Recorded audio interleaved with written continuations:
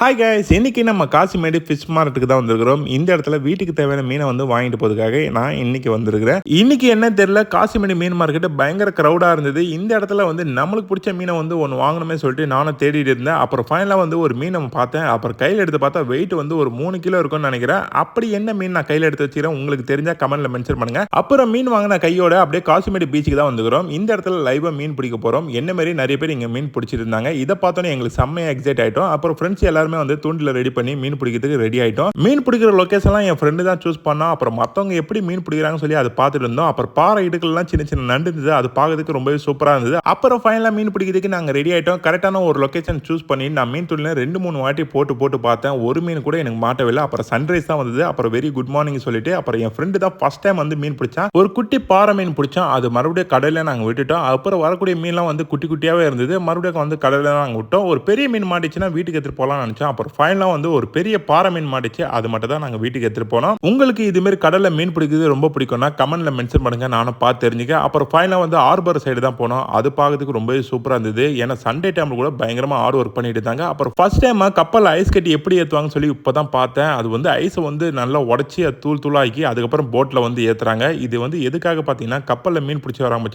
அந்த மீனை வந்து கெட்டு போகாமல் இருக்கிறதுக்காக ஐஸை வந்து ஏற்றுறாங்க. ஓகே கைஸ், இந்த வீடியோ பிடிச்சிருந்தா லைக் பண்ணுங்க. பபாய்.